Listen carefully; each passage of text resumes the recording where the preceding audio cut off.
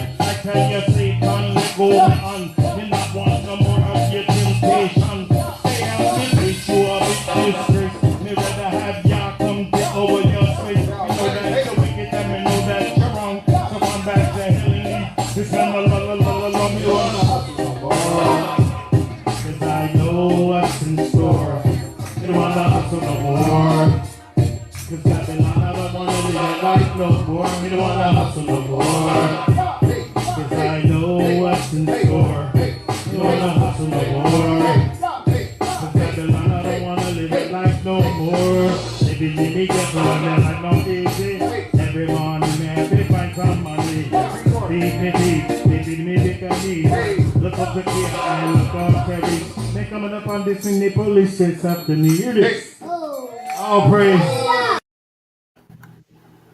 Praise the mighty Yahweh. And coming through on the Sabbath day to talk about the fear of Yah, which is the principal thing. It's a dynamic subject. And we're gonna just read these scriptures. If you guys want to chime in, there's the link is always in the comment section. Just let me know. But let's talk about the fear of Yah. And to start off, I want to go to the book of Genesis chapter 20. And I'm going to read verse 11. And in Genesis chapter 20, speaking on the fear of Yah, in verse 11, and if the brother Benjamin ever want to chime in, you can always come in and chime in, cut me off. We all men here, you know what I'm saying? So we all could, you know what I mean, come in and discuss without, you know, like sometimes when people come in, they, you know, they argue and things of that nature and cut people off and things of that nature. I have no problem if you have a point to go ahead and, you know, cut me off, you know, so nobody gets emotional and things like that, because I definitely want people to add on to the discussion. But dealing with the fear of Yah, I'm going to read what Abraham did. And in Genesis chapter 20, verse 11, it says, and Abraham said, because I thought, surely the fear of Elohim is not in this place, and they will slay me for my wife's sake. Now, what does Abraham mean by surely? He did not believe that the fear of Yah was in the place. Well, the fear of Yah, if we go back to Job 28 and 28, the fear of Yah, that is wisdom, and to avoid evil is understanding. If we read,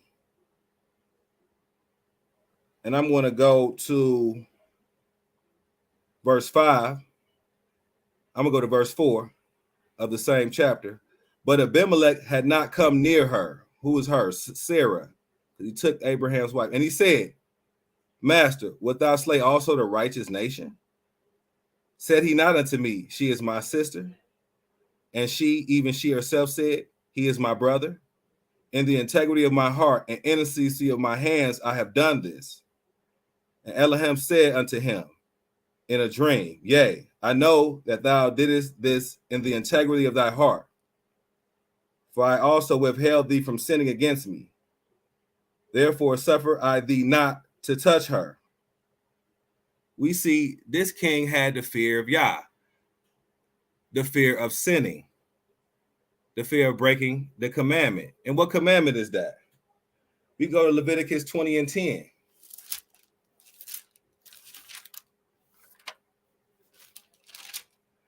And in Leviticus 20 and 10, it says, and the man that committeth adultery with another man's wife, even thee had committed adultery with his neighbor's wife, the adulterer and the adulteress shall surely be put to death. So the king feared doing what was evil in the sight of the Almighty. But Abraham, he said, surely I did not think that you had this fear of the Almighty. And what does that say about how Abraham deals with people who he believes that are wicked and dealing with the wicked? Because he thought this king was wicked. So he said, and he dealt with him the way he dealt with him. And we have a lot of people who don't have the fear of God in them. So you wouldn't want to be around your wife with some of these people who do not have the fear of Yah. And since we're talking about the fear of Yah, and when we talk about people who don't have the fear of Yah, I want to go to the book of Exodus chapter 9.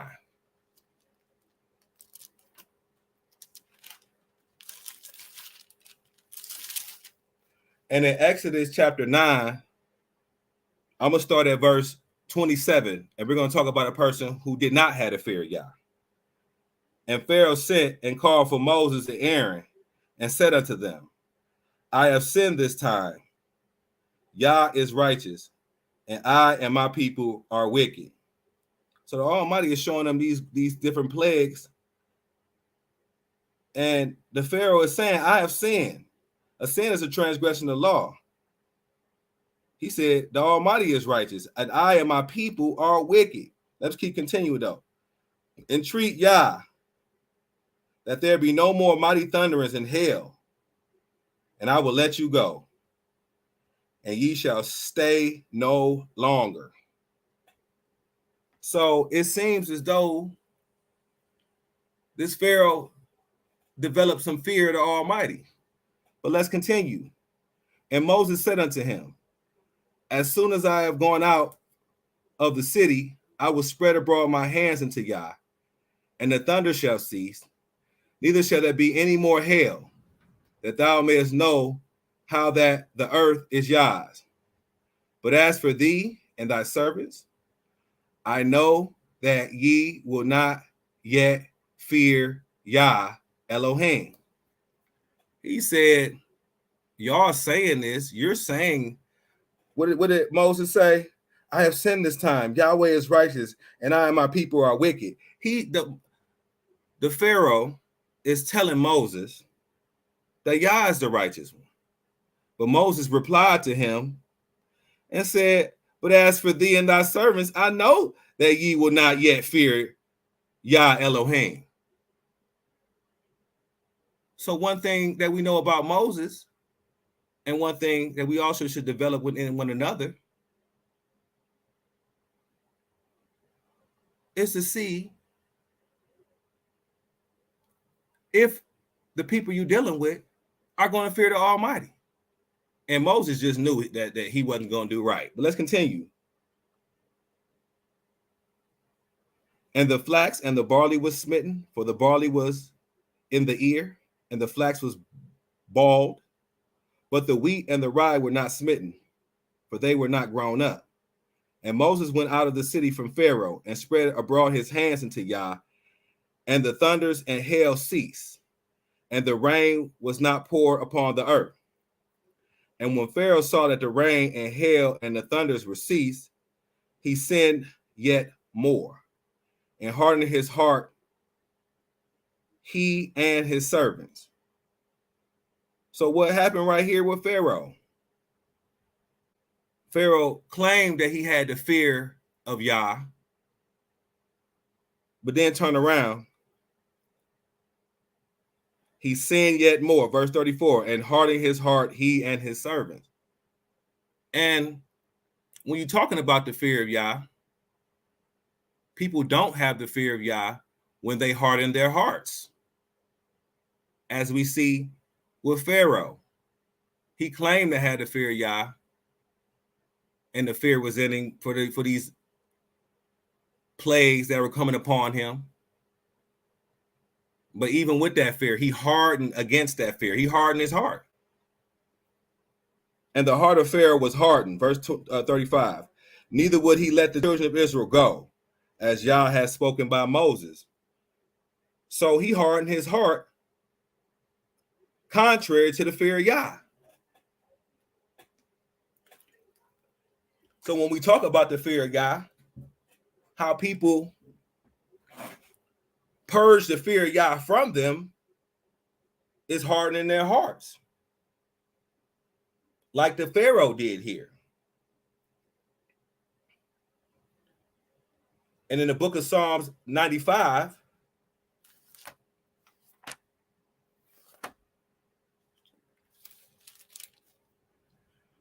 and I'm going to read verse 8. It says, harden not your heart, as in the provocation, and as in the day of temptation in the wilderness, when your fathers tempted me, proved me, and saw my work.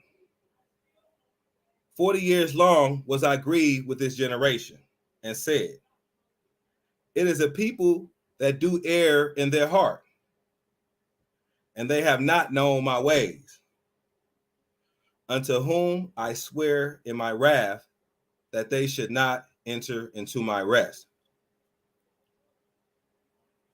So he's even talking about verse 9, when your fathers tempted me and proved me and saw my work. He said 40 years long. What is he talking about? When we were in the wilderness, we hardened our heart.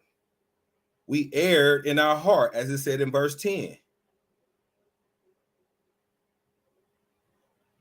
So when we talk about the wilderness, that's a very important subject when dealing with the fear of Yah and how he dealt with us in the wilderness. And why do I say that?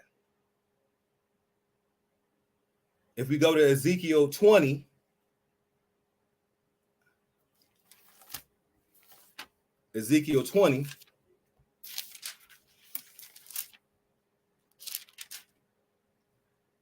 and I'm going to start at verse 36. Like as in fact, I'm gonna go a little earlier. Verse 35. And I will bring you into the wilderness of the people, and there will I plead with you face to face. So the Almighty is going to bring us to the wilderness of the people. What does it got to do with fear of Yah? Like as I pleaded with your fathers in the wilderness of the land of Egypt, so will I plead with you, saith Yah Elohim. Now remember what he just said about how we hardened our heart when we left Egypt. And how did the Almighty deal with those that harden their heart? Remember, hardening your heart is what the king of the Pharaoh did and went against his fear, because he had fear, but he hardened his heart against that fear. But he's saying right here, like as I pleaded with your fathers in the wilderness of the land of Egypt, so will I plead with you, saith Yah Elohim. Right here in Ezekiel, when he says, so will I plead with you, he's talking about you. He ain't talking about in the past, he's talking about you. He said, and I will cause you to pass under the rod, and I will bring you into the bond of the covenant, and I will purge out from among you the rebels and them that transgress against me. So he's going to purge out those that transgress against him, those that harden their heart, those that harden their heart against wisdom, those that harden their heart against the fear of Yah, like we did in the wilderness.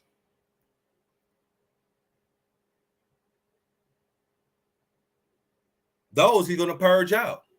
That's why he said he's going to deal with us like he dealt with us in the wilderness.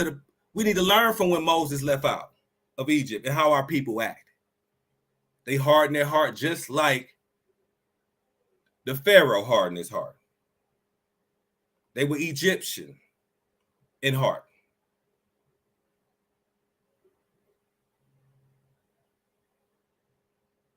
But when we talk about the fear of Yah, and I'm going to go to the book of Exodus chapter 18.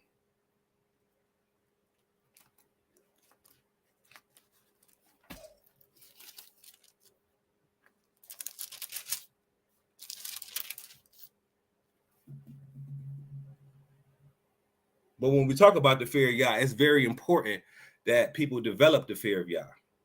The Almighty thought it was important. And I'm going to read the book of Exodus chapter 18. And I'm going to start at verse 21. Moreover, thou shalt provide out of all the people able men, such as fear Elohim, men of truth, hating covetousness, place such over them to be rulers of thousands, and rulers of hundreds, and rulers of 50, and rulers of tens, and let them judge the people at all seasons. And it shall be that every great matter they shall bring unto thee, but every small matter they shall judge. So it be easier for thyself, and they shall bear the burden with thee. If thou shalt do this thing, and Elohim commanded thee so, then thou shalt be able to endure all this people shall also go to their place in peace. Now, what is this? Now, I want to focus on that he told Moses.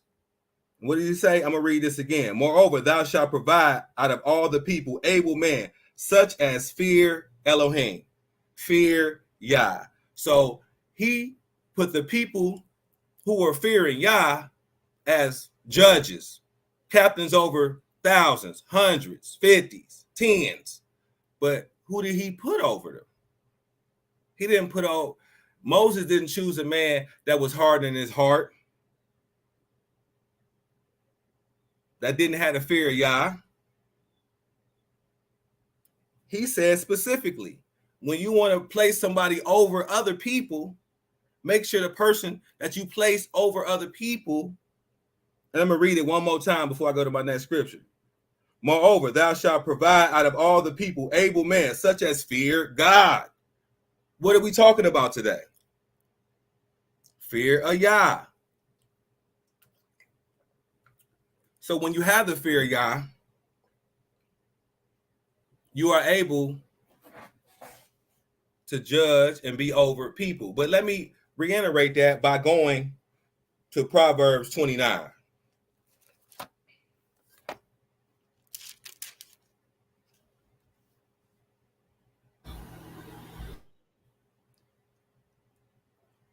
Brother Benjamin.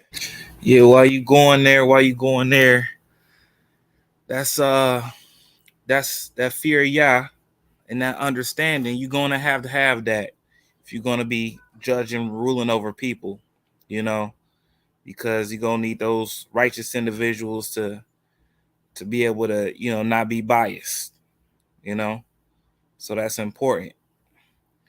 And it's just a major driver of order, of having that order, is having that fear of Yah. And that's what that's showing. That's establishing that having that fear of Yah is establishing order. And without it, you ain't gonna have no order, you gonna have chaos. I'm glad you said that, man, because when we talk about the order in the household and a man being the head, that man has to be the head in righteousness, in the fear of Elohim. You know what I'm saying? In order for him to be a true leader. It's not, oh, I let a man, why did I let these men be ahead of me? It's 50-50. No, it's a righteous man who is fearing Elohim, because he's going to make the right decisions. He's going to treat you right because he fears Elohim and he's going to do the right thing. You know what I mean? But, and I also, like I said, I don't know if you had something else. I didn't want to cut you off. You good? That was it. That was it. Okay. Well, I'm going to go to Proverbs 29:2, where it says, when the righteous are in authority, the people rejoice. But when the wicked bear rule, the people mourn. And that's exactly what we were just talking about. That's exactly what it was talking about in the law. How the reason that we choose somebody who fears Elohim or fears Yahweh is they have to be, righteous, so that they can have the authority and the people will rejoice because they're going to do the right thing. They're going to make the right calls. They're going to do what thus saith Yahweh. They're going to judge according to the Almighty's commandments, because his commandments is righteousness. So, you know what I mean? So that just falls back into all that stuff. But as I said, when you harden your heart against the fear of Yah and do things contrary to the law, then that will disqualify you from being a leader of anything. And I want to go to the book of Exodus 20 to talk about the fear of Yah.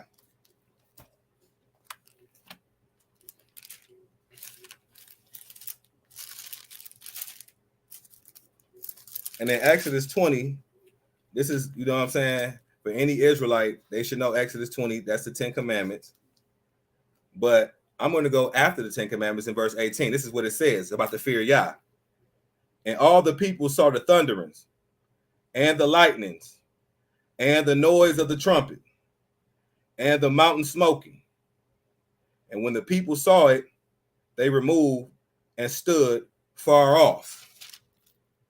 And they said to Moses, "Speak thou with us, and we will hear. But let not Elohim speak with us, lest we die." And Moses said unto the people, "Fear not, for Elohim is come to prove you, and that his fear may be before your faces, that ye sin not." And the people stood afar off, and Moses drew near unto the thick darkness where Elohim was. So right here, the people saw the thunder and the lightnings. They knew that was the Almighty. They said, "Look, Moses, I don't even listen. I'm scared, Moses." I'm gonna say how someone was thinking.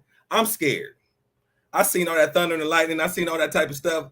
I need you to talk to us, because if the Almighty keep doing this, he gonna scare me out of my every day. I just need you to tell us. We don't want the Almighty speaking. We want to go through you.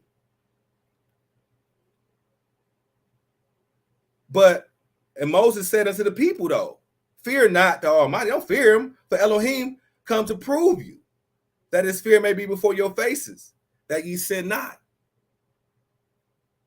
And that's crazy too, when you think about how they were acting in the wilderness. To have the Almighty nigh unto them. It's a lot of people, "Oh, how you know the Almighty real?" It's a bunch of atheists around here. They don't believe in the Almighty at all because they didn't have this experience.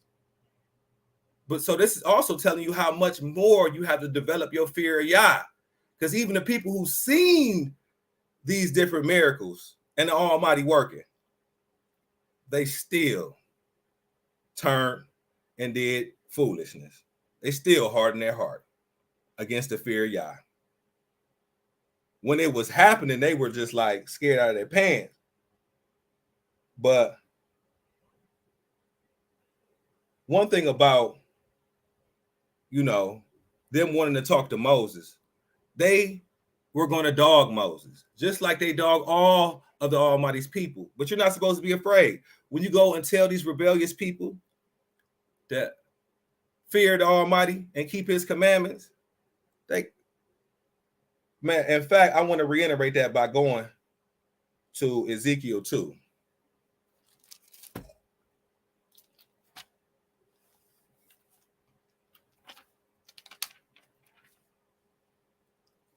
And in Ezekiel 2, I'm going to start at verse 3.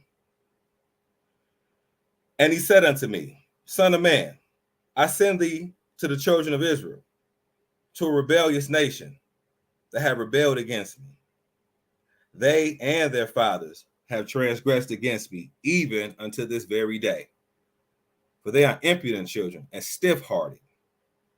I do send thee unto them, and thou shalt say unto them, Thus saith Yah Elohim, and they, whether they will hear or whether they will forbear, yet shall know that there have been a prophet among them. And thou, son of man, be not afraid of them, neither be afraid of their words, though briars and thorns be with thee, and thou dost dwell among scorpions. Be not afraid of their words, nor be dismayed at their looks, though they be a rebellious house.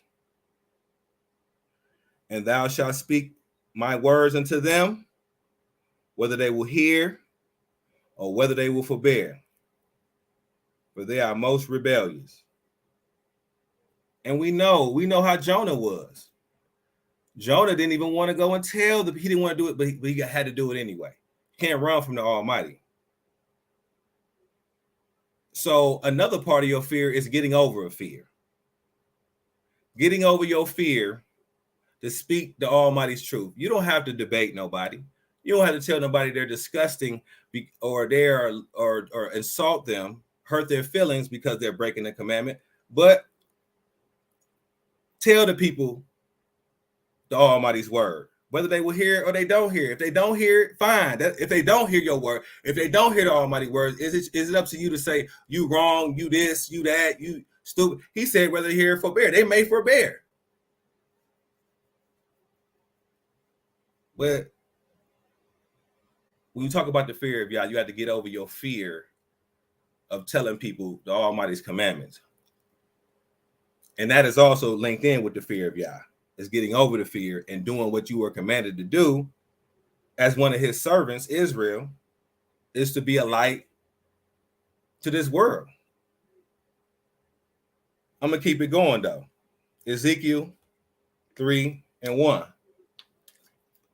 Moreover, he said unto me, Son of man, eat that thou findest, eat this roll, and go and speak to the house of Israel.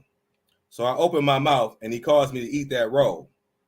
And he said unto me, Son of man, cause thy belly to eat, and fill thy bowels with this roll that I give thee. Then did I eat it, and it was in my mouth as honey for sweetness. The Almighty's word was that sweetness. Righteousness. Eat that roll. And he said unto me, Son of man, go, get thee unto the house of Israel, and speak my words unto them. For thou art not sent to a people of a strange speech, and of a hard language, but to the house of Israel. Not to many people of a strange speech, and of a hard language, whose words thou cannot understand. Surely had I sent thee unto them, they would have hearkened unto thee. But the house of Israel will not hearken unto thee, for they have not hearkened unto me. For all of the house of Israel are impudent and hard-hearted. Behold, I have made thy face strong against their faces, and thy forehead strong against their forehead. As an adamant harder than flint have I made thy forehead.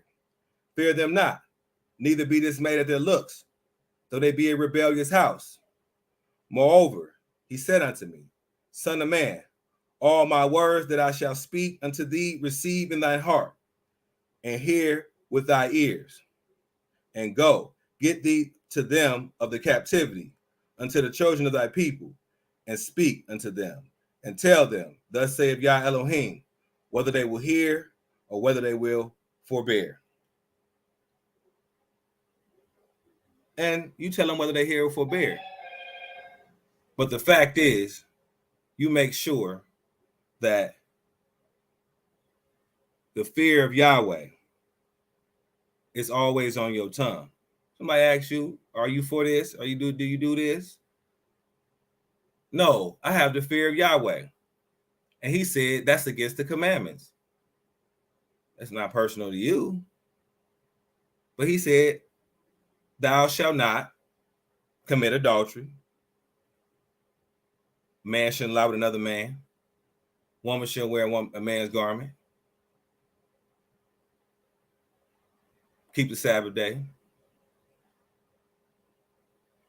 Wear your fringes. The Almighty don't do pagan holidays. The Almighty has certain things that you should tell these children of Israel. And yes, you do dwell among scorpions. But I'm gonna read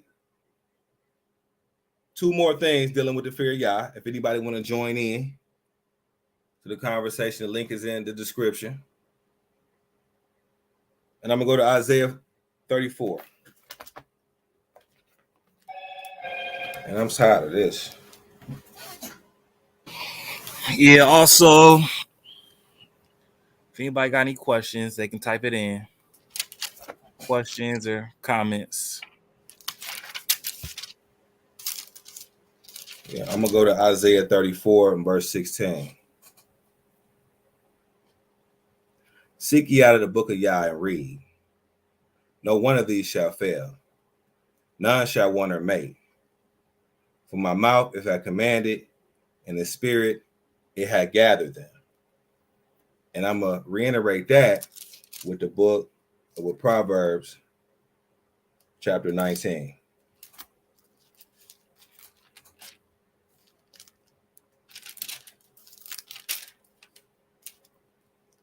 And in verse 2, it's saying also that the soul be without knowledge is not good. And he that hasten with his feet sinneth. So what does this mean? This means in order to develop the fear of Yah, you have to eat that roll. Because none of his books shall fail.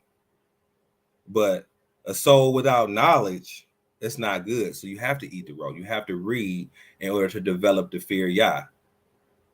And if the law is the principal thing, and you do consider yourself not as knowledgeable, for any of the brothers listen, the most important thing I would suggest you read is the law from Genesis to Deuteronomy. So you can know all of what right and wrong that are spelled out. Thou shalt not, thou shalt. That's the fear of Yah. It's the fear of breaking one of those commandments. And with that, brother Benjamin, if no one else has anything to chime in, if they want to come into the broadcast. Other than that, do you have any scripture dealing with the fear of Yah, or do you want me to? Yep, I'm gonna come in and I'm gonna start with kind of going into a little bit about fear in general.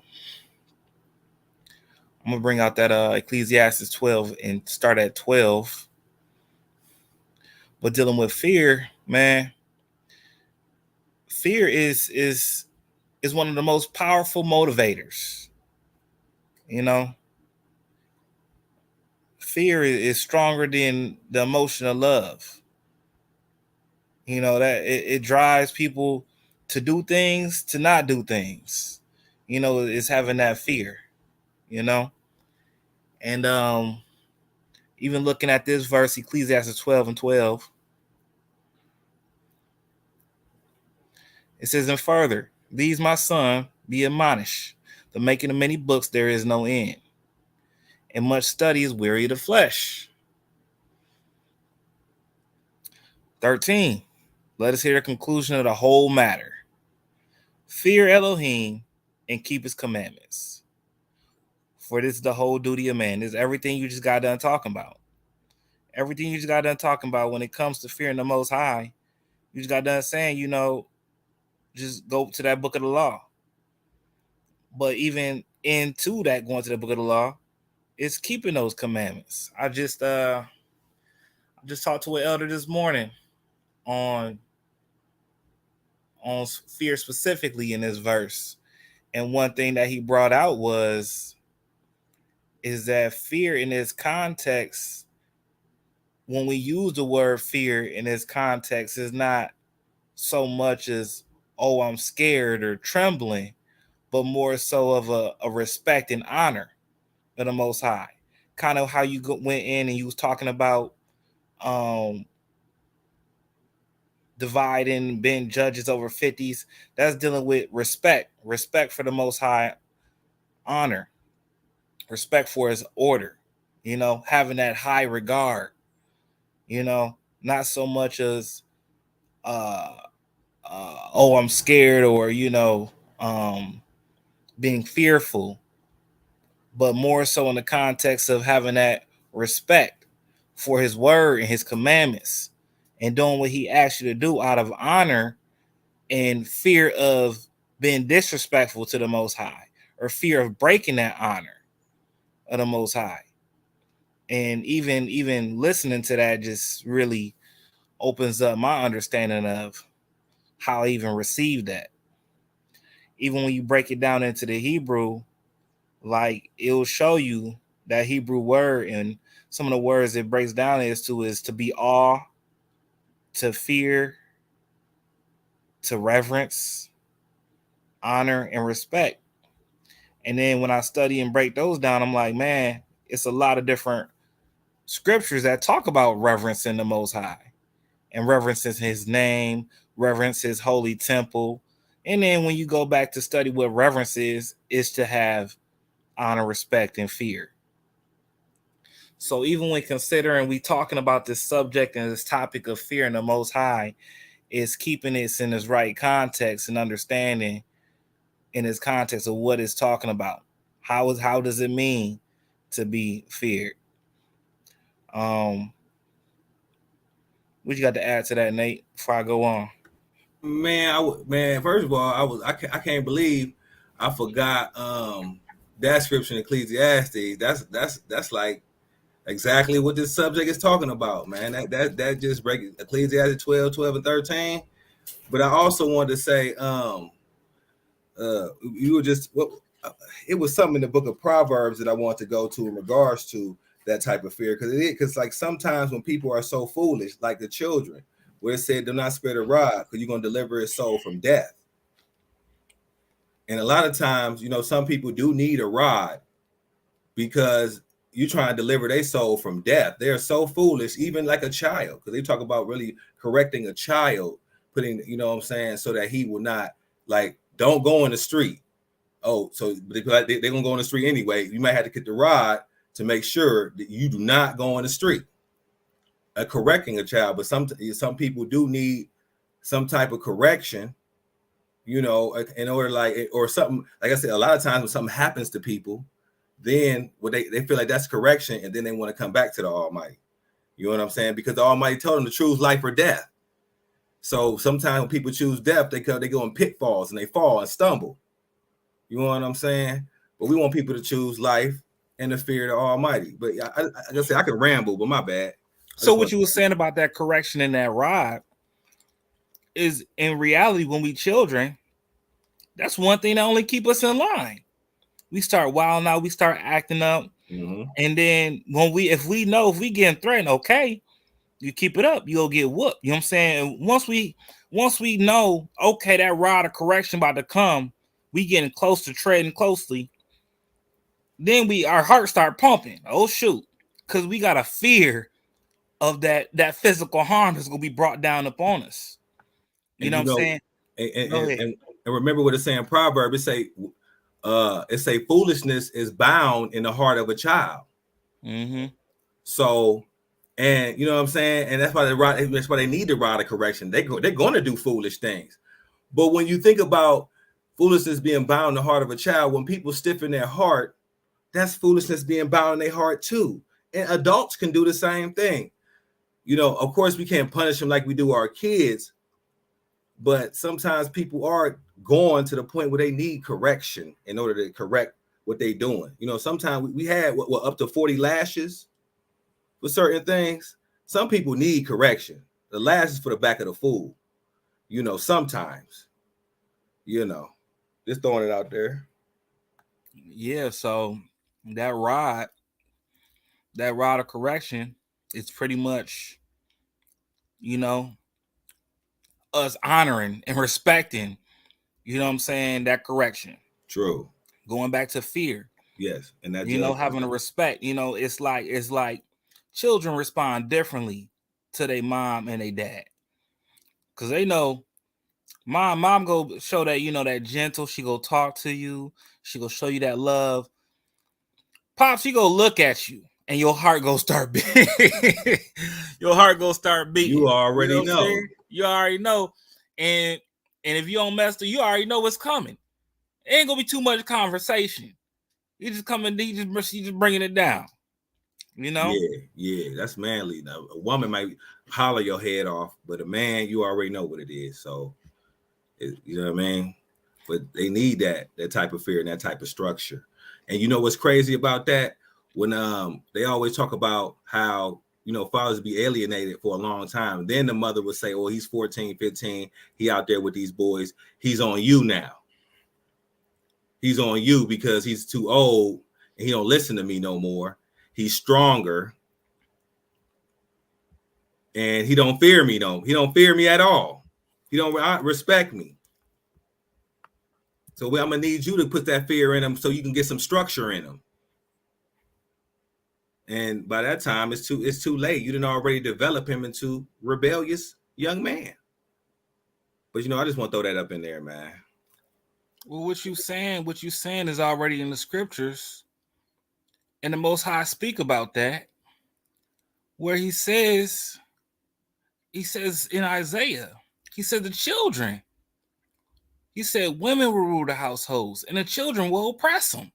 Exactly what you got talking about, and what's been displayed. The Most High said this go happen, and we see it happen because that order is gone. That order, that head, that Aleph, is gone.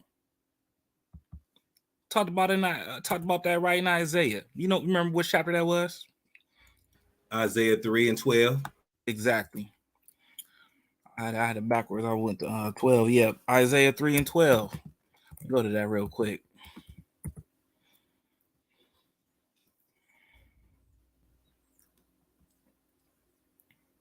It says, woe to the wicked, starting 11. Woe to the wicked, and it shall be ill upon him, and a reward into his hands shall be given him. As for my people, children are their oppressors. And when we look at what's going on, we got kids talking back. It's like you got parents feeling like they in debt to the children. That they got to do all this stuff for the children, or I got to give them stuff I never had. Kids talking to the parents all kind of ways, being disrespectful. And then it says, and women will rule over them. So you look at speaking about Israel, you got over 70% of the households is ruled by women. And then it's a lack of honor of that father figure. Really, you don't see that foot being put down like that, because we just got done saying, now unfortunately the moms got to play both roles, and it put more stress on them. Yeah, and I want to add on by going to verse 2 of that same chapter. And this is what it said. Wait, finish out the last part of that. Oh, my people, which they cause you to err. Yeah, and destroy the way of thy past. Y'all stand up to plead and stand up to judge the people. Right? Mm-hmm. Yeah, it said Yahweh will enter into judgment with the ancient of his people and the princes thereof. For ye have eaten up the vineyard, the spoil of the poor is in your houses. You know what I'm saying? So, but that's what I'm saying. I want to reiterate exactly what that said about the princes by going back to verse 2, where it says the mighty man and the man of war, the judge and the prophet and the prudent and the ancient. And in fact, let me keep going. The captain of 50 and the honorable man and the cunning and the counselor and the cunning artificer and the eloquent orator. I will give children to be their princes, and babes shall rule over them. So right here, but see, I didn't read verse 1 where he said he's taking away the mighty man. And I want to put some context in verse 1. For behold, Yahweh of hosts doth take away from Jerusalem and from Judah the stay and the staff, the whole stay of bread and the whole stay of water. And you're going to take away the mighty man and the man of war, the judge and the prophet and the prudent and the ancient. He was just talking about the ancient later on, but he took away all these people, all the authority as men, as the men or the leaders of the community. The men had the authority. Let me ask you this: where do we see that? Is that still going on today? Where do we see that today? Where the mighty man, for being a strong man, is being threatened? Being a strong man is still under threat. Yeah. So where do we see that today? That's happening. Is that still happening? It's all the whole feminist ideology. That's toxic masculinity, and that him being the head and being that man is toxic. Being a man of war, guns, and all these manly things, that he does not need to be that way. You know what I'm saying? And when we talk about the prudent and the captain of the 50s and the honorable man and the counselor, he took away all these people that was given these titles because they had the fear of Yah. He took it away. So the people couldn't even, because we're living under some laws that we cannot even live under. This feminism, where the attack on man.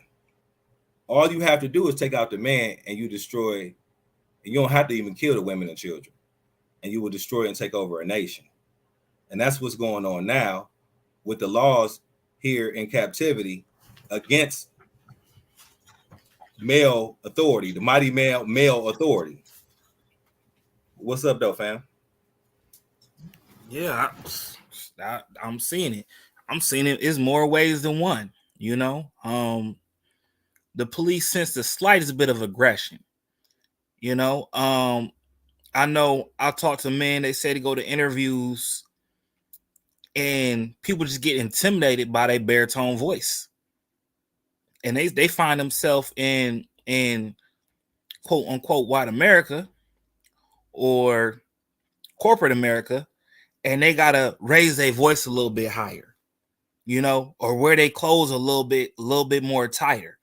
You know what I'm saying? Shave their facial hair down, you know, invoke these more feminine characteristics so, you know, they won't intimidate people or, you know, bring their masculine energy, basically bring their masculine energy down. And that's what we're seeing because that's more acceptable. It's unacceptable to have that high masculine energy now. You know, you the odd one. You point it out, you know? You know what's crazy about that, though? Even when we come to the ghetto community, the hood community, you know, a young man don't have a father, so he may not even be a threat when he's showing his booty, just like the person who's raising him without a father. They're showing their booty and he's showing his butt. That's, you obviously know that no masculine or no mighty or no man is making decisions every day about what he does.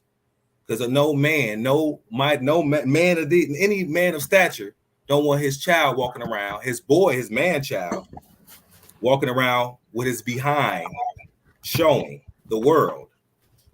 And that's also feminizing, because why are we advertising our butt? That's feminizing. But you see that. But like I said, and some people may think it's cool. It may have nothing to do with homosexuality. I understand that completely. But what I'm saying is a straight man who's a father would not allow his child with his butt out. But that's what we have here today. And that's another symbol of, oh, I can be cool around him. Because he don't really have no masculine energy in his life. Obviously, he don't have no masculine direction. But I just want to throw that out there. Yeah, that's right on.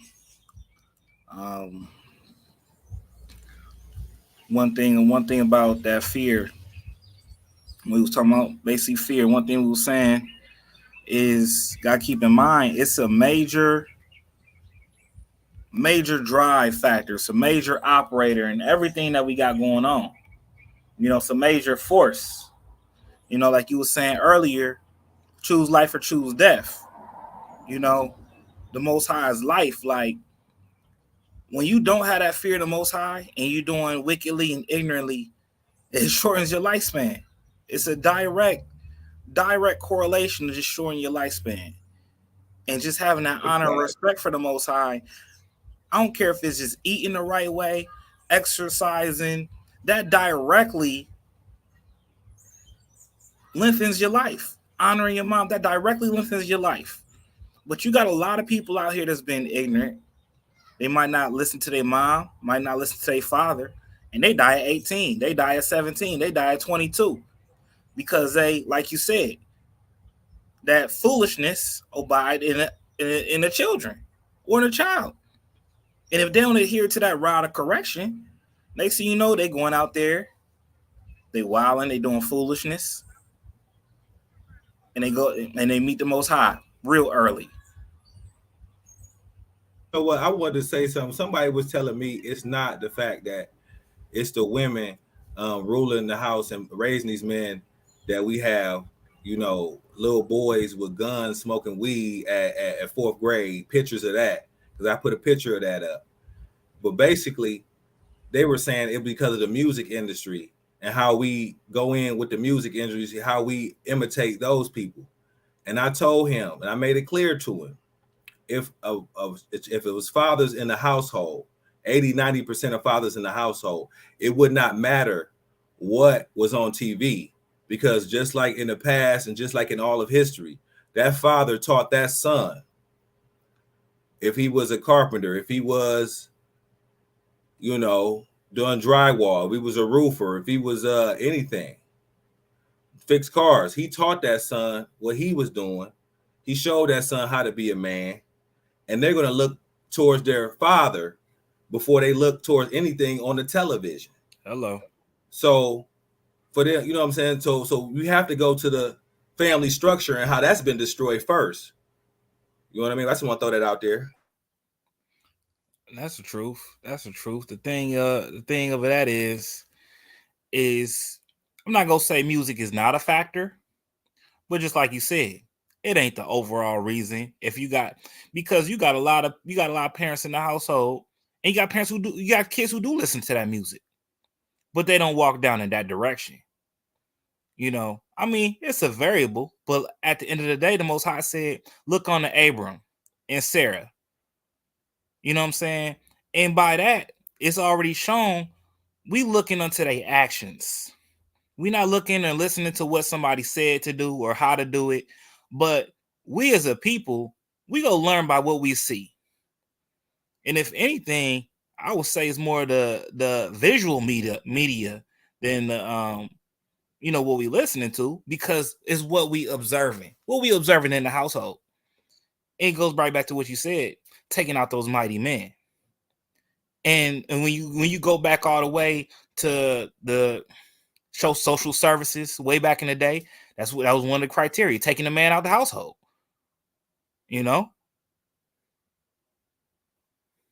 Most definitely. And that's why we have to promote fatherhood, because that's what's going to save the community ultimately. I always bring up, the fact that when we did have something like Tulsa, Oklahoma, and they had to bomb us, only reason we had a tight-knit community is because the family structure was intact. We always talk about coming together as a people, but the only way we can come together as a people is when the father is in the home. We see that all the time. That's Malachi 4. What you just got done talking about. That's Malachi 4 and 6. He said the only way we gonna get things back on track is is promoting that fatherhood. And that's not from you. That's not Nate saying that. That's what the Most High said.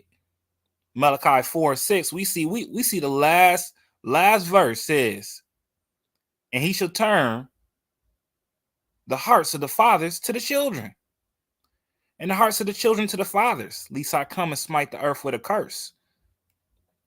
Most High letting us know, unless this happens, unless this one act happens, everything gonna be cursed.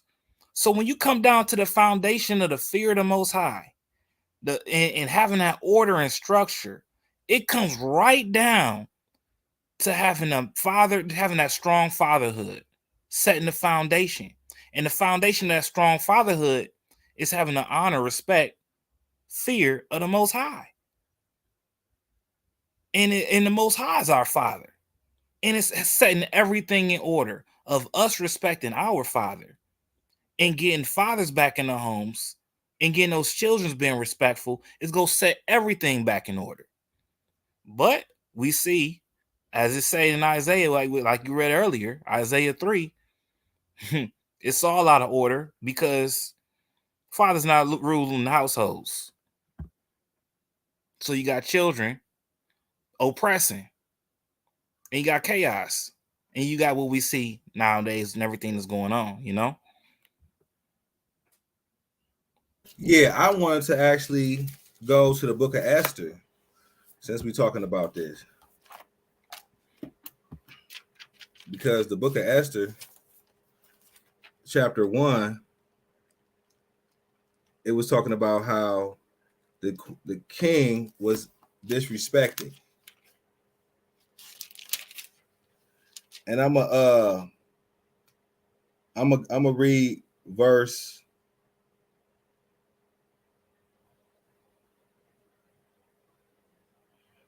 I'm gonna start at verse 9. Also, Vashti the queen made a feast for the women in the royal house which belonged to King Assyrius. On the 7th day, when the heart of the king was merry with wine, he commanded Muhammad, Mithda, Habona, Bigtha, and Abagatha, Zethar, and Carcass, the 7 chamberlains that served in the presence of Assyrius the king, to bring Vashti the queen before the king with the crown royal, to show the people and the princes her beauty, for she was fair to look on. But the queen Vashti refused to come at the king's command by his chamberlains. Therefore was the king very wroth, and his anger burnt in him. Then the king said to the wise man, which knew the times, verse 15, what shall we do unto Queen Vashti according to the law, because she have not performed the commandment of the king Assyrius by the chamberlains? And Memucan answered before the king and the princes, Vashti, the queen, have not done wrong to the king only, but also to all the princes and to all the people that are in all the provinces of King Assyrius. For this deed of the queen shall come abroad to all the women, so that they shall despise their husbands in their eyes. Then it shall be reported. The king of Assyrius commanded Vashti the queen be brought in before him, but she came not. Likewise, shall the ladies of Persia and Media say this day unto all the king's princes which have heard of the deed of the queen, thus shall there arise too much contempt and wrath. That means the women are going to be doing the same thing and disrespecting their man, because Vashti, the queen, disrespected the king. And then people said, we don't want that. What should you do? Let me keep going though. If it please the king, let there go a royal commandment from him, and let it be written among the law of the Persians and the Medes, that it be not altered, that Vashti come no more before King Assyrius, and let the king give her royal estate unto another that is better than she. So they said, so, and that's what happened. But it wasn't even the king. It was the wise man, a list of people before him that said, man, her disrespecting you is not going to only affect you, king. So, king, can you please do this for us? Because if that woman disrespects a man, then all these women are going to think it's okay to disrespect her husband. And we're going to all be in a world of hurt. So can you please do this and kick her out and give another woman your estate? Because that's not the type of woman that we want representing our people and representing what we doing here in Persia, because he was a king of Persia. So he had different kingdoms he was ruling over. He was ruling over different kingdoms. But we see how if one queen can disrespect the king and all the wise men say, oh, heck no, you have to punish her. She has to know. All she had to do is come before the king while he was happy and merry. And she didn't even want to do that. Well, we can't have our women disrespecting and going against us. That would be chaos. That would be a breakup of the family. That'd be something we don't want. You know what I'm saying, fam? Yeah.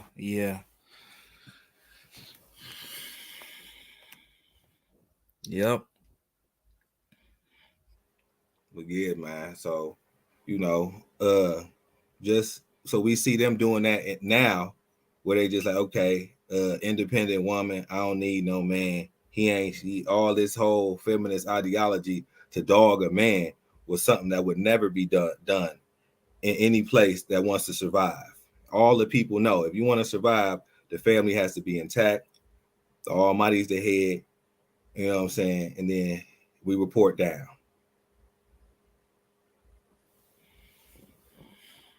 That's how it's supposed to go, you know? Yeah.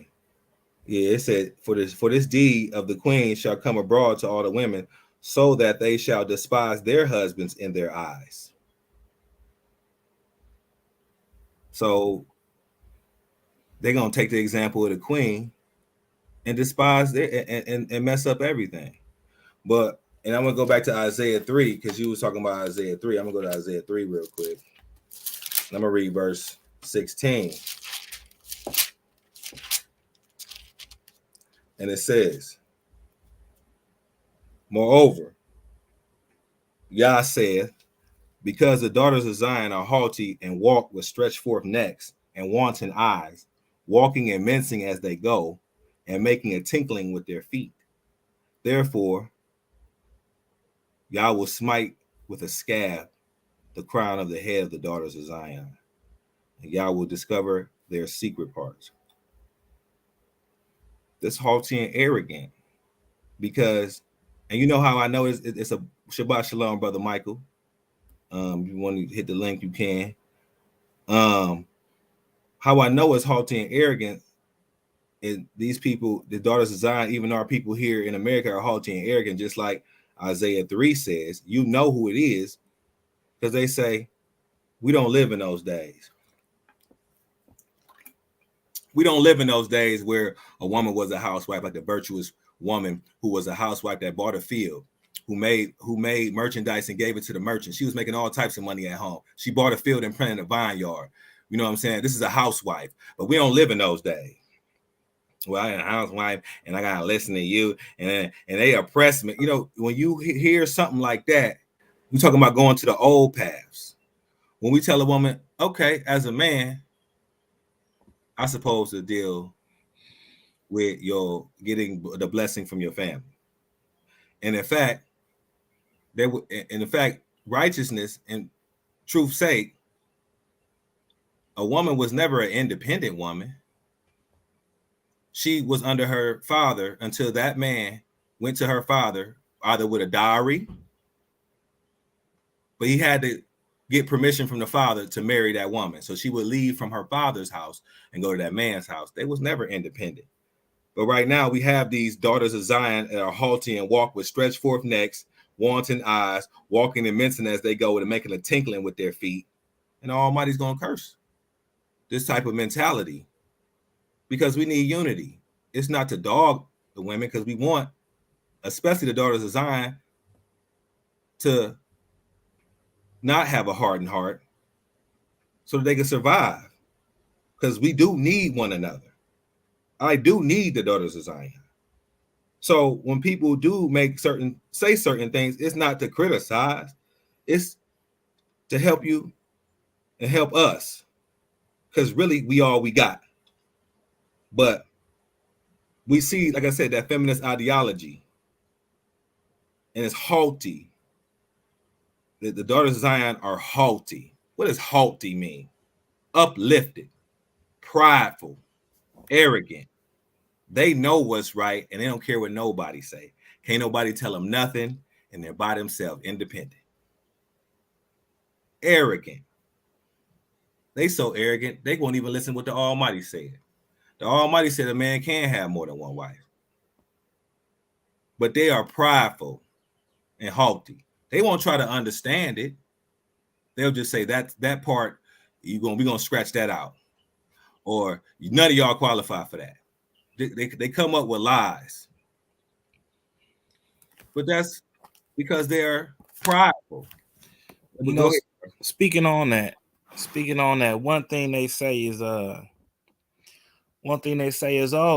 well, oh, you ain't got the money for that, or people ain't got the money for that to support that. But we see right there in Isaiah 4, whether you got the money or not, it's gonna come a time and point where the money's not important. Won't be important. It's gonna be that unity.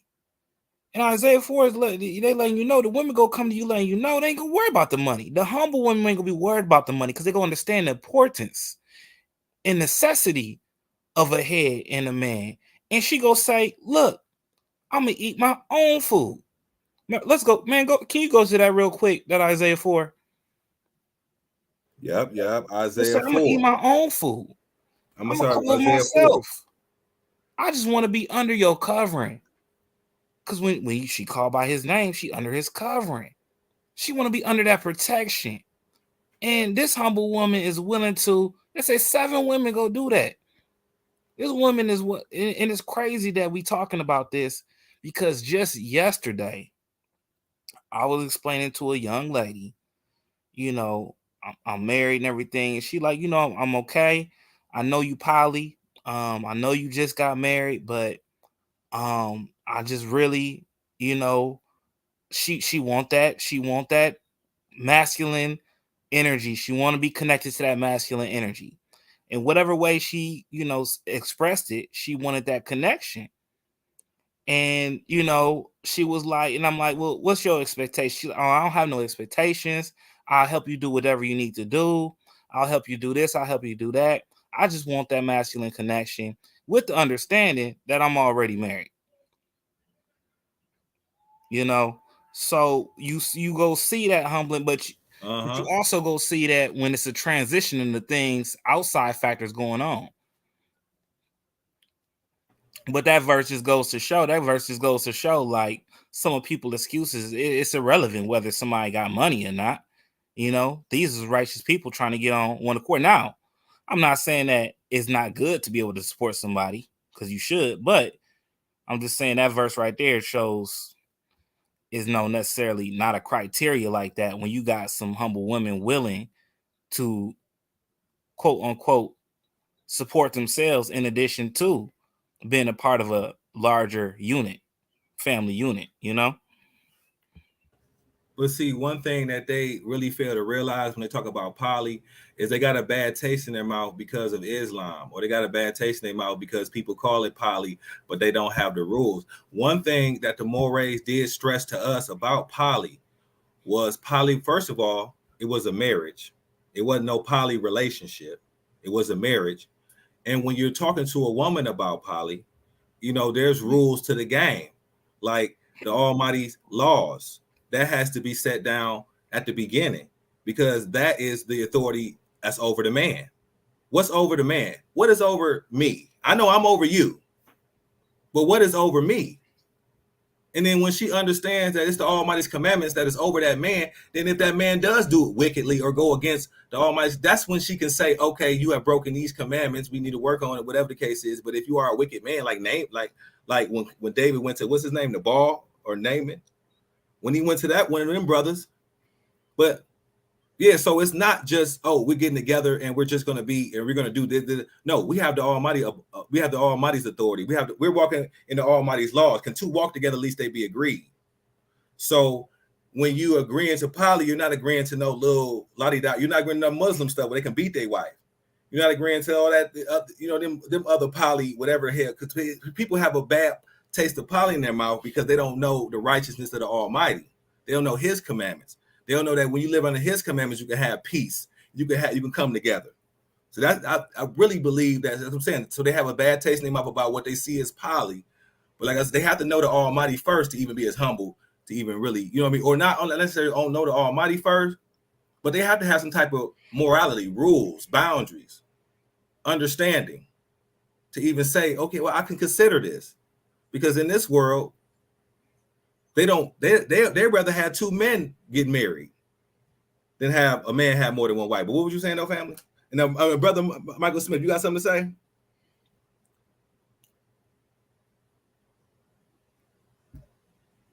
Well, brother Benyan. Can you hear? Yeah, can you hear me?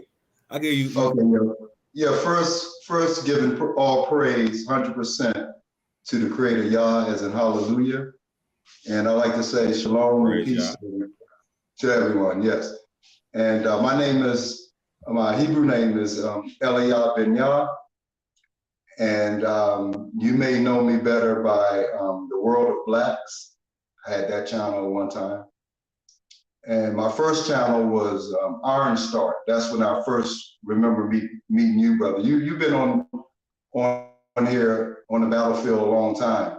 I think I remember you back in 2007, Unity Ghost. Yeah, I had this open since 2006 in Yeah, college. 2006. That Yeah, was my 2006. oldest videos in college. Yeah. Right. Yes, sir. Yeah. And like I said, mighty shalom to you. You've been on the battlefield a long time, and I appreciate, the work. And your elder that passed on. I have respect for him as well. Yeah, we've been, talking about the laws of the mighty Yah, and that's definitely something that we need to focus on. And like I've been telling, the congregation of Israel, the experience that we're going through now is likened unto the children of Israel when they were waiting for the law to come down when Moses was up in the mount. And we too wait for the law to come down. And you had a couple groups that were waiting. We know them according to the narrative as the tribe of Levi, and they stood stiffly for Yah only alone. And we have that today. The other group, of course, engaged in the construction of the golden calf. And so we declare that today, the modern day golden calf is none other than JC, or I like to say the son of Mary, because that way you cut down on the confusion and the conflict as to what his name is.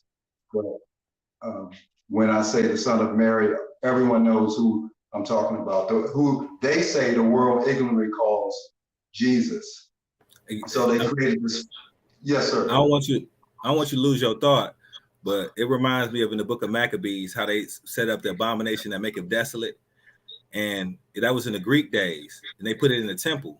And I was thinking to myself, just like you said, JC, but they made JC is coming from other deities. That might have been was it Zeus? You know what I'm saying? And then they turned Zeus into JC. You know what I'm saying? But yeah, it's the same entity. It's the same false deity for real. You know what I mean? They change them up. Horse. Yeah, you got they remix them. All the way back to Egypt. Now, but this is what I've been trying to tell them, because if you remember going back in your mind to 2006 on YouTube, I was on in 2006 as well. It was totally different. It was a different spirit, a different vibe, and everybody was on one accord. And we all agreed that the black people were the Israelites, and that we must return unto Yah, the creator Yah. Everyone was saying hallelujah. Nobody had a problem with the name Yah at that time. Everybody said that the name was Yah, and so we all said hallelujah. And then remember in the summer of 2007, that's when a lot of the camps began to make themselves known and, to merge on the scene. But yes, as we were waiting for the law to come down, there was the two groups. You had what they call today the Old Testament Israelites, and that's not a name that we gave ourselves. That was a name that those on the outside put on us. We never declared that we were Old Testament Israelites, because to say Old Testament Israelite is to give credence to the New Testament, and we don't go for the New Testament. And that's why some are referred to as Torah only, and they say OT for short. But I never claimed to be an Old Testament Israelite. I believe in Yah only, alone.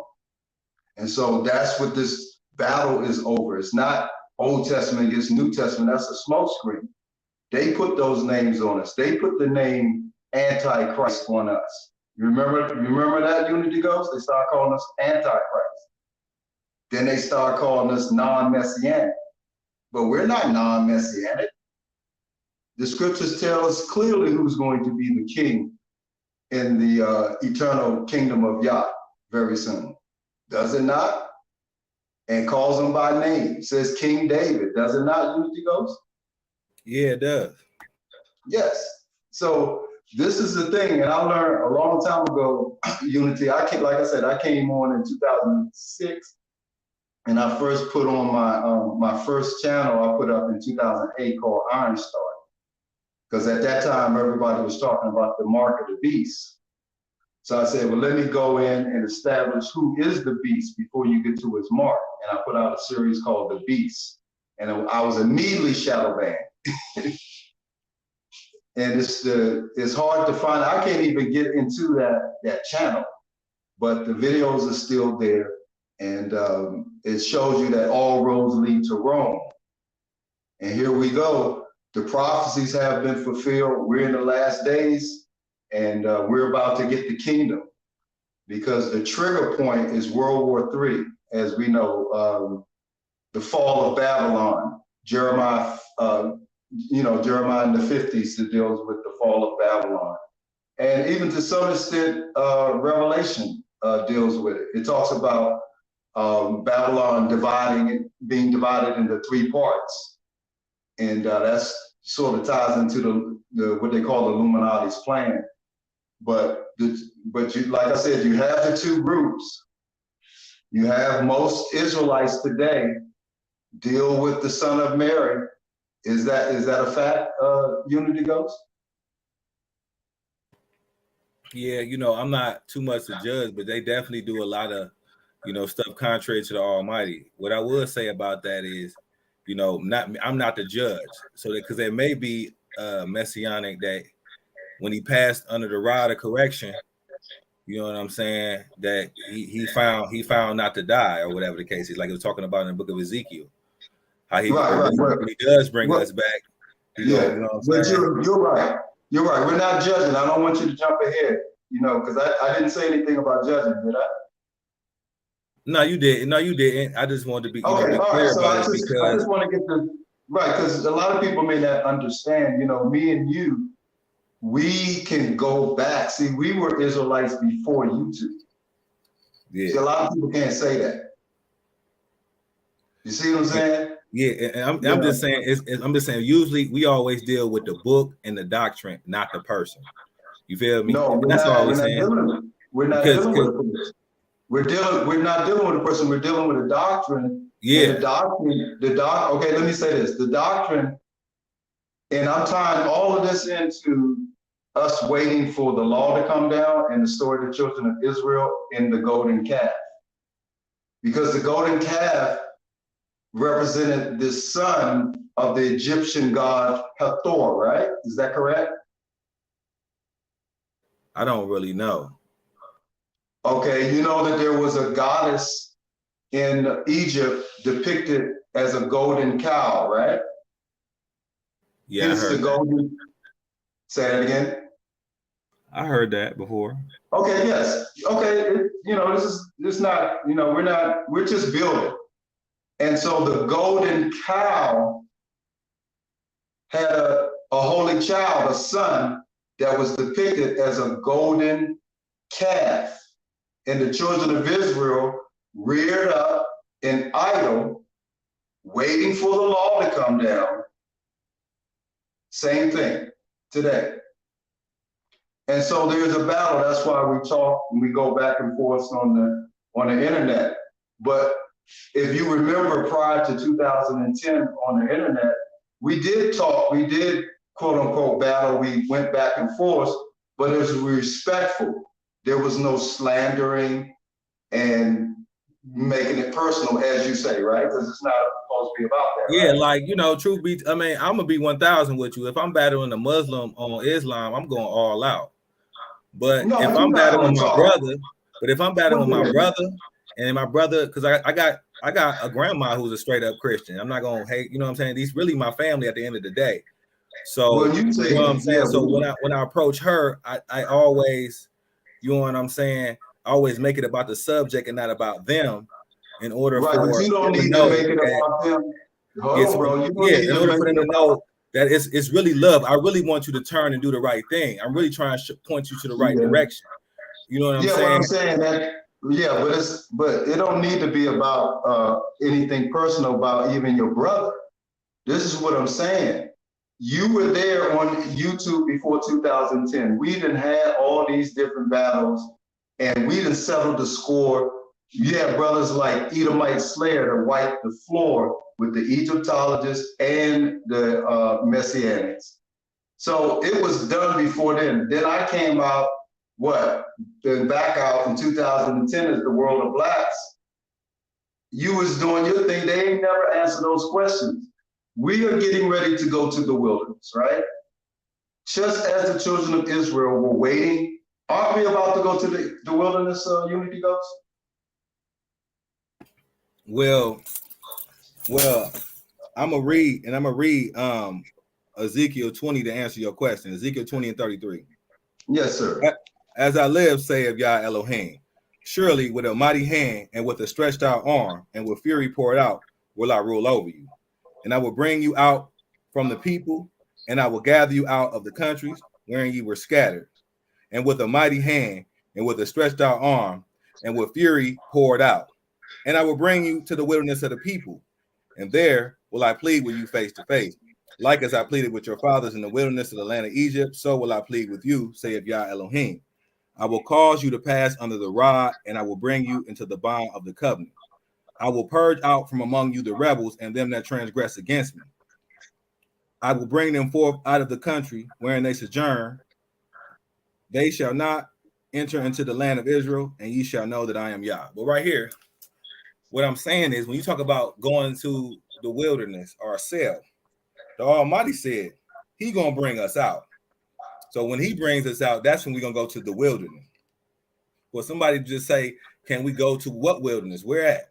The Almighty's gonna bring us. It's like He brought us out of Egypt with them curses to Pharaoh and did that to Pharaoh. He said He gonna bring us out to these wilderness of the people. You know what I'm saying? So that's just my stance on it. What you think? Yes, I agree. So likewise, this is what I'm saying. These stories connect to our reality in a surreal way.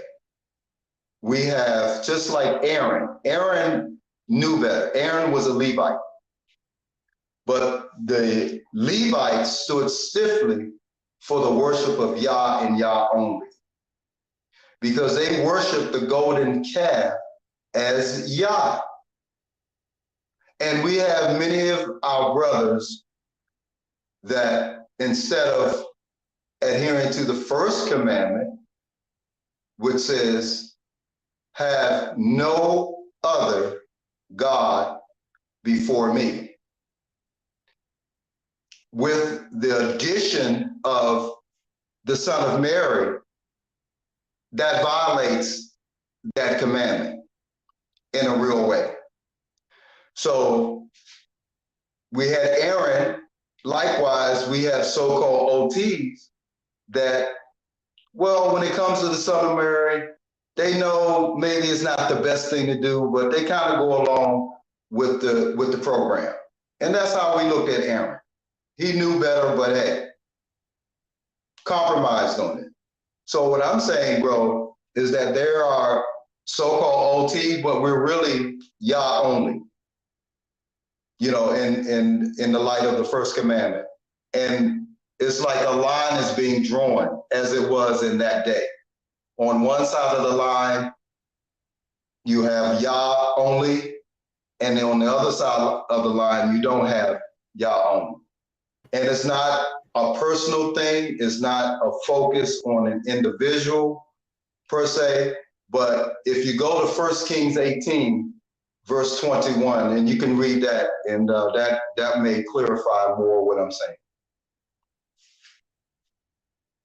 1 Kings 18. Yes, verse 21.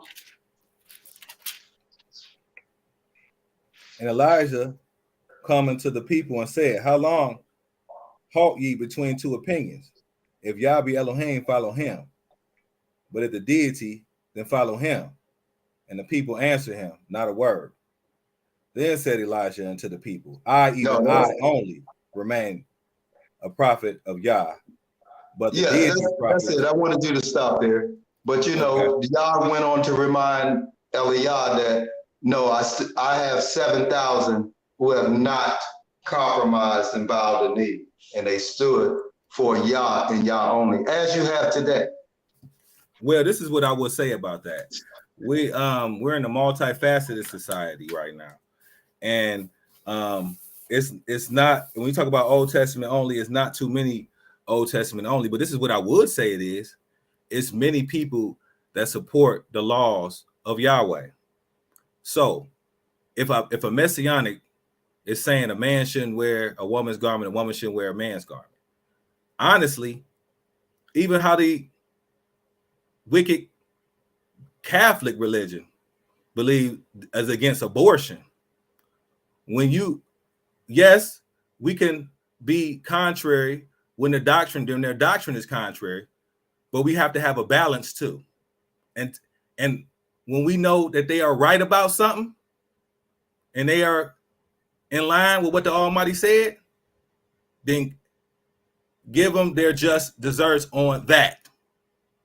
And that can be a point of what you all can work together on. If you both agree on against abortion, all right, well, that's what we can deal with. If you want to deal with them, if you agree with that man shouldn't be in women's sports and they are unfair to these women who practice all to get a college, you know what I'm saying, scholarship, but now a man took it. That's wrong. It's people who agree with the Almighty said, and I don't want to just draw a line and say F you, because we have to deal with these people on a daily basis, and it's hard to find people who agree with all the commandments of the Almighty. Yes, those are our brothers and sisters. Those are the ones you can trust. Remember what Abraham said.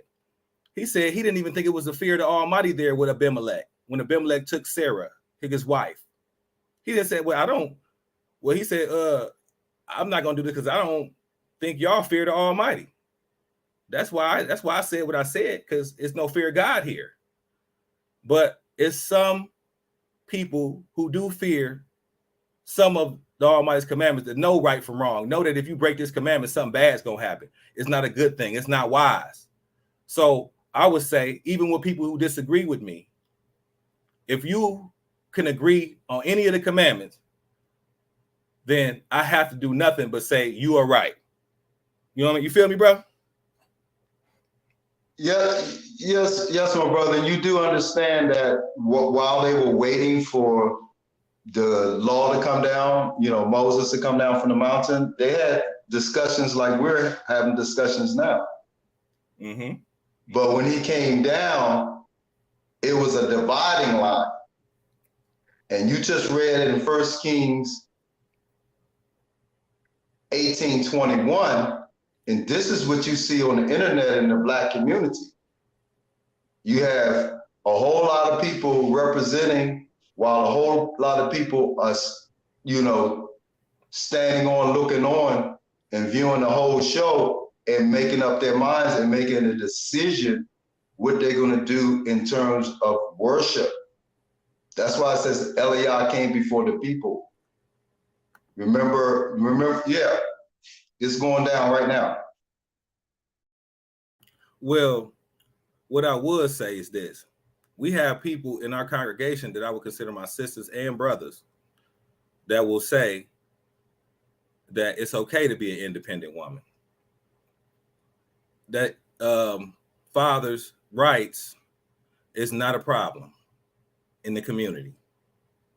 All right? Fathers, they have adequate, if they want to, they can go and fight the court. Now, and they say, oh, it's the father's fault. He's a deadbeat. The court does the right thing by giving her all the rights to the child. That's the right thing to do. The court does the right thing by oppressing this man who's trying to be around his kids. The court is doing the right thing. We have a lot of Israelites that say that about fathers' rights in the Black community. And that's the number one thing I believe that's stopping our unity as a people, of us coming together. And we have a lot of them that are against that. So when we talk about someone doing the law, it's some people, people pick and choose. People are very partial with the law. They may keep the different commandments, like the dietary law and fringes, but they're not going to keep the Sabbath. They're going to, you know what I'm saying?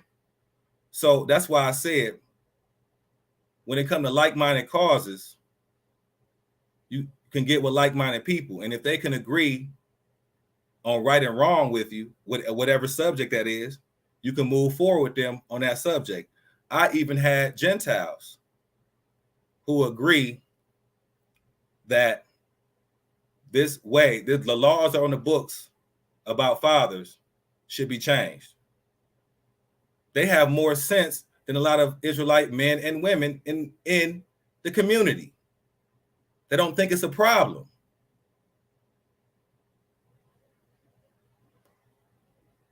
Elijah, you can click the link and come in, but because we got somebody in the comment section. But yeah, that's all I want to say about that. Any of your brothers want to comment?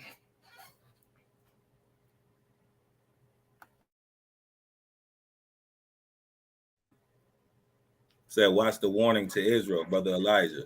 So that's. You said what was the question again?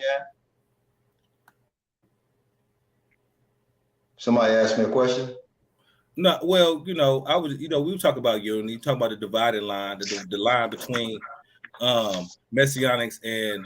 Oh yeah, I was going to ask you. What was the main sin? What was the number one sin that caused the nation of Israel to go into captivity? Idolatry. But okay. This is what I want to stress to you though.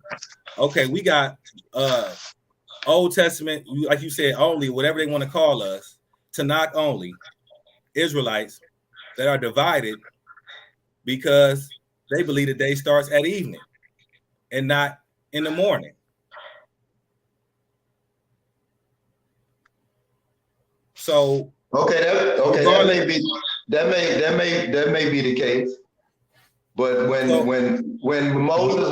Moses came down and Joshua thought that it was a war, and he said no, and they came down, what were they doing? Yeah, that's what I'm saying. I understand. They were worshiping that golden calf. Okay, so they were having church. They were singing beautiful songs, preaching beautiful sermons. But it was the golden calf. And what was they calling this golden calf? According to the one that delivered them. What, right, but what name were they calling?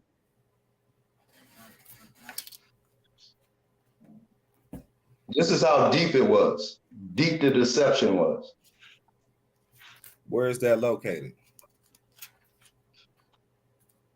They were calling the golden calf Yah. And did not GMS say that the son of Mary was the Most High? I didn't hear them say that. Oh yes, because you got to understand. Did you know that One West started off as a so-called Old Testament Israelite school? Yeah, I want to read that. Let me read that to go out the golden path. Okay, now that's in Exodus 32.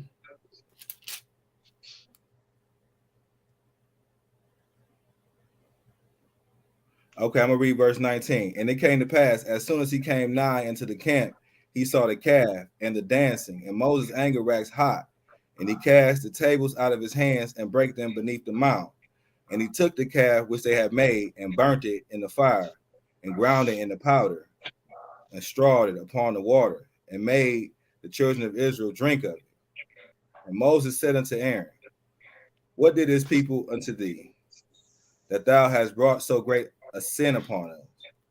And Aaron said, let not the anger of my master wax hot. Thou knowest the people, that they are set on mischief. For they said unto me, make us gods, which shall go before us. For as for this Moses, the man that brought us out of the land of Egypt, we would not what is become of him. And I said unto them, whoever have any gold, let him break it off. So they gave it me. Then I cast into the fire, and there came out this calf. And when Moses saw that the people were naked, the Moses stood in the camp, the gate of the camp, and said, "Who is on Yah's side? Let him come unto me." And all the sons of Levi gathered themselves together unto him. And he said unto them, "Thus saith Yah Elohim of Israel, put every man his sword on his side, and go in and out from the gate throughout the camp, and slay every man his brother, and every man his companion, and every man his neighbor." And the children of Levi did according to the word of Moses, and there fell of the people that day about 3,000 men. For Moses had said, "Consecrate yourself today to Yah, even every man upon his son and upon his brother, that he may bestow upon you a blessing this day." So we see what happened. Now he was talking about this calf. I don't know where he say he called it calf Yah. Did you read Exodus the chapter you read, verse 5? Okay. And when Aaron saw, he built an altar before it, and Aaron made a proclamation and said, "Tomorrow is a feast to Yah." Oh, wait, hold on. Oh, and Aaron lied to Moses. He said he threw it in the fire and out came a calf. But right here in verse 4, and he received them at their hand and fashioned it with a graven tool after he had made a molten calf. And they said, "These be thy gods, O Israel, which brought thee out of the land of Egypt." Yes, sir. Exactly. Point made, my brother. Point made. Yeah, that was not good. So this is not judging our brothers and sisters. We're looking, okay, if this exact same thing happened and we know it did, and we're warned of it now, the Creator Yah has a different spirit on different ones of us. And we are saying a line is being drawn, and on one side is the worship of Yah and Yah only alone, and the other side is not. That's why when you read in 1 Kings 18:21, it wasn't judgmental, was it? This is what I would say about that. Now in captivity, this is one thing that they talk about with us. They say, well, we can't do these laws because look, we can't put him to death. We can't, he committed adultery, but we can't put him to death. And that's the same thing in this example right here.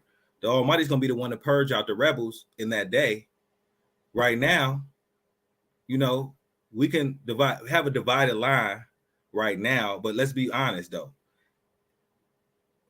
When it comes down to it, when dealing with our people, are we going to just say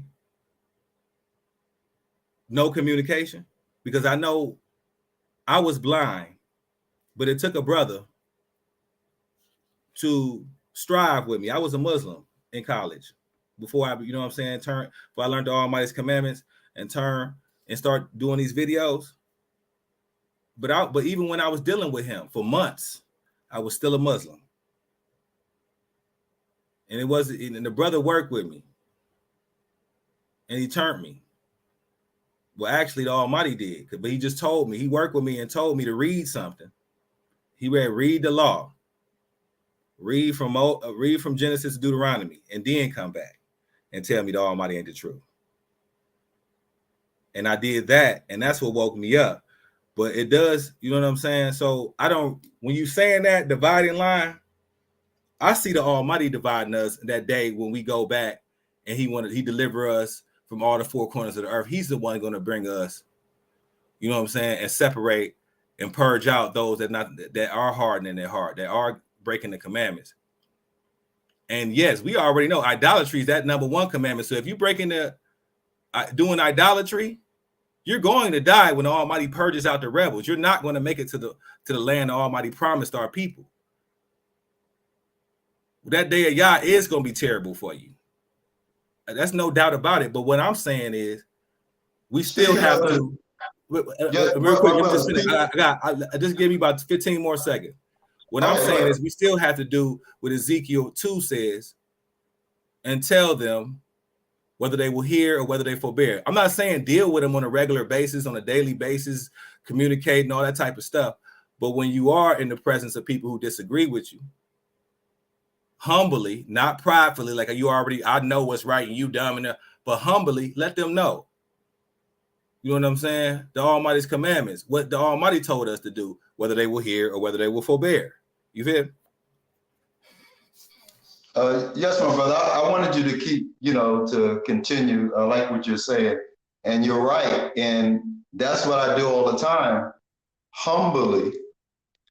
That's why you see that I have made no videos whatsoever against anybody. I've been on YouTube, not just the internet. I've been on YouTube over 15 years.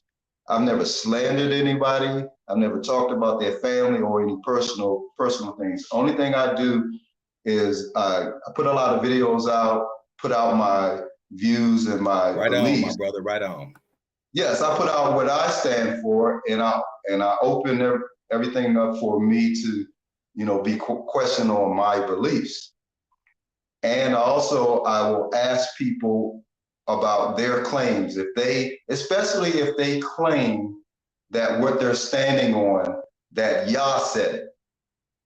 That's when I ask the question simply, show us where it's written. Show us where Yah said these things. That's the only thing I do on the internet. But of course, at least the other things is instead of people manning up and just showing a plain thus saith Yah in the law and the prophets, they get upset, get mad, get in their feelings and start to slander. And that's been a big issue lately. Well, it's only an issue, and that's what I'm saying, though. It's not an issue to me anymore. Right. Because that's what I'm saying. Because now, when somebody disagrees, like Maury Alicia always taught us, and that's why he was a blessing to us. He taught us, let them disagree, but make sure they're talking. Let them say everything they got to say to disagree. And that's why Maury Alicia taught us what we call spiritual jiu-jitsu. So you can really, the best way to convince anyone is not to try to give them information outside of what they may be familiar with, but to mimic or to draw upon whatever they're saying and show how they may be in error, because they have put thought into things that they're saying, but they have not put thought into things you may be convincing them of that they have never seen. So that's why, you cannot be arrogant and think that you know everything. But from the fact that Maury Alicia taught us that we got to listen to these people, meaning you have to shut your mouth. I know you think you know I know you already know the answer and you won't tell him the answer and shut him down, but listen to listen to his reasoning. Because a lot of the times when you can dismantle their actual, how their mind came to that conclusion, you have to attack that. And that's why it's important to listen to them and then respond to things that they're saying and have a good dialogue instead of just attacking with talking points. Yeah, because you can attack with all the truth in the world. It's kind of like dealing with a Muslim. If you are debating a Muslim and you show a Muslim the laws of the Almighty, how he said that it wasn't Ishmael that got the blessing, it was Isaac that got the blessing. And you know what I'm saying? You can show them all this stuff, but if you can't tell them nothing in that Quran, they consider you ignorant. They consider that you just don't know what Muhammad said in the Quran, and that's why you disagree. It's not until you go to their Quran, what they run to, what they think their protection is, and show that the Almighty is the truth, and this right here is foolishness. That's all I want to really. Yeah, you're right. You made a lot of good points, and at the end of the day, which has always been what I put out front and behind and all around me, is that it's all about Yah. It's not about me or anybody else. All praises 100% to Yah, as in hallelujah. Praise ye Yah. Brother Ben, you got something to say? Because I was going to, you know what I'm saying, fall back. And I appreciate you, Brother Michael. We're going to be here Tuesday.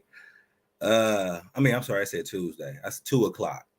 Not Tuesday. 2:00 every Sabbath day. I don't know what's going on with my. But yeah, we're going to be doing this every Sabbath day. If we want to come through, add on, we're going to have different discussions, different topics. The Brother Benjamin, he came with this topic, which is a great topic, Fear of Yah, because, you know, if you know my content, I always deal with attacking other people's doctrine, going into different other people's books. But the Fear of Yah is more important than that, way more important than that, than knocking down somebody else's book. What's more important is developing the fear of Yah within ourselves if we want to be saved. He said, you know, seek meekness, seek humbleness, that you may be hid in the day of Yahweh's anger. So it's important to know about the fear of Yah before even touching on what anybody else is doing. But Brother Benjamin, you got anything to say before we get up out of here?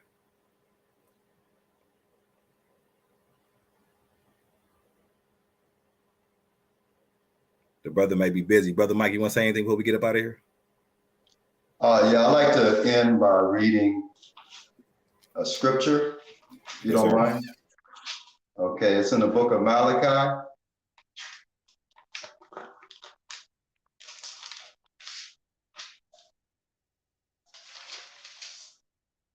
You ready? Yeah, I'm here. 5. Verse 5. What chapter? Malachi verse 4. I'm sorry, chapter 4, verse 5. All right. Verse 5 and 6. Behold, I will send you Elijah, the prophet, before the coming of the great and dreadful day of Yah. And he shall turn the heart of the fathers to the children, and the heart of the children to the fathers, lest I come and smite the earth with a curse. It tells you what the result of his coming would entail, does it not? Yeah, and that's a very important scripture, because that's clear as day to day, how the heart of the father is not with the children, and the heart of the children is not with the father. So what message, what is the message of Eliah that causes this to happen? I'm glad you said that. And that I don't know if I was thinking maybe next time we can go into that, because you hardly hear people talk about the Elijah message. And if you go into any hood and ask them two questions, have you heard of these two names, Elijah and Jezebel? And everybody would say yes. But if you ask them to tell you the connection between the two, they may not be as knowledgeable in it. But the two are in the same story. So it shows you, that it's a subject that we may need to delve in it to get some spiritual food, because it's connected with the powerful subject, the great and dreadful day of Yah. It's serious. And I'm glad you said that. And I'm going to talk to the brother Benjamin and my other brothers, you know what I'm saying, about doing that next week, because that's a great subject. And I definitely want to elaborate on that, because people don't understand. People call people Jezebel, but don't understand Jezebel was a Phoenician queen. She had pull. She was a queen at the time. And all her witchcraft and all her wickedness, you can liken to feminism. You can liken that. But we can delve into another time. But she definitely was said, the Almighty said, rebellion is as a sin of witchcraft. So we're dealing with a witch. We're dealing with this type of individual. We're dealing with Jezebel. So who is really Jezebel? And then, like you were saying, Elijah gonna do a big feat. And I'm actually trying to bring the hearts of the fathers to the children, and the hearts of the children to the fathers myself, when we're dealing with fatherhood issues and fathers' rights. And that's going to be a big feat he has to do. Elijah has to come back in order for the women to stop calling themselves independent. Can I say this, my brother? Allow that father to be in the child's life. Yes, sir. What'd you say? Yeah, I wanted to say this because I used to reason with a lot of Rastas who I consider my brothers, and I consider my brothers at One West my brothers in Israel. You know, all my black brothers and sisters all over the world and in all countries that are in captivity waiting for deliverance by the mighty Yah.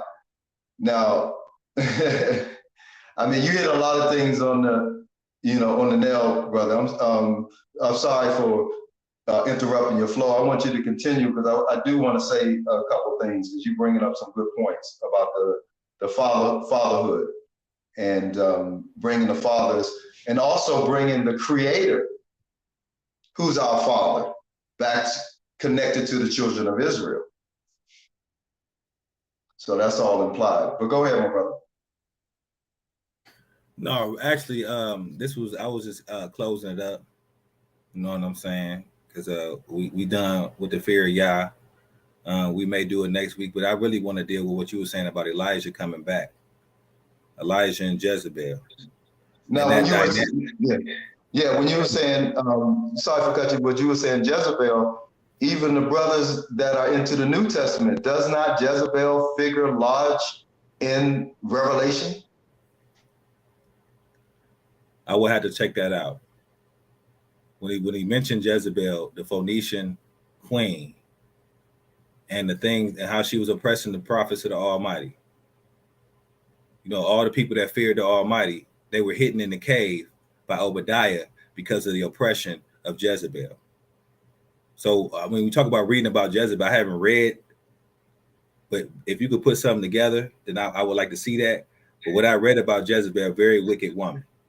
And that's the spirit we have right now, where a woman will demasculate a man, like we were talking about in Isaiah 3, how the mighty man was King Ahab emasculated? Yes. In the story. Same thing today. You're absolutely correct, brother. And how you know he was demasculated is because a man, by definition, keeps the Almighty's commandments. When you can get a woman to have you break the Almighty's laws, then you have been demasculated as a man. You have been something, as negative things have happened to you. And you lost your protection. Because it's not about the horse and carriage that's going to protect you. It's about the Almighty. So yeah, he has been demasculated.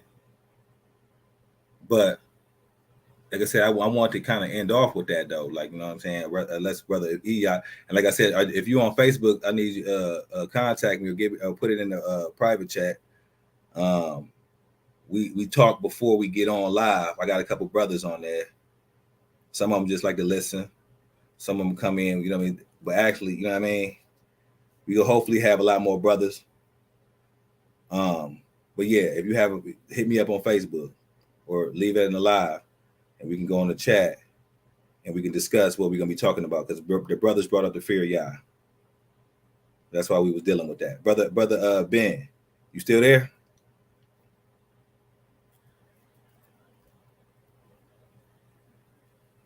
All right, well, brother Michael, I'm gonna end this. Yeah, I think he's gone, but I just wanted to say this, bro, because I'm very serious about upholding the name of Yah. I come in the name of Yah, Eliah ben Yah, and like I said, I used to reason with my roster brothers. You know, they say Jah, and I said no, it's Yah as in hallelujah.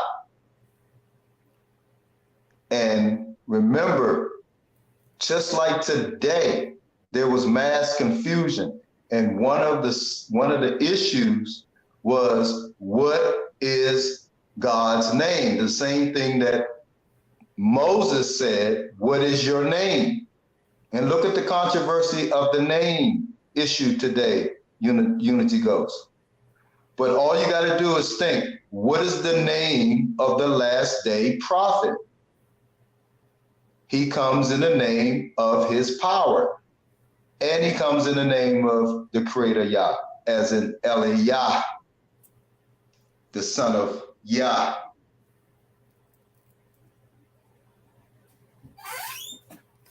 And I definitely understand that. And like I said, we have a lot of differences with the brothers. But the thing about it is, like I said, with showing the differences, we want the brothers to come in and to display their differences. We want to get their understanding of why they think the way they think. And the only way we can do that is if the brothers come on here and show those different scriptures of why they would do some foolishness as take the Almighty's name in vain. You know? But I'm about to close this thing up out. All right, y'all family. I'm gonna give all praises, all glory, all honor to the mighty Yahweh. Getting the brothers about. Peace, my brother.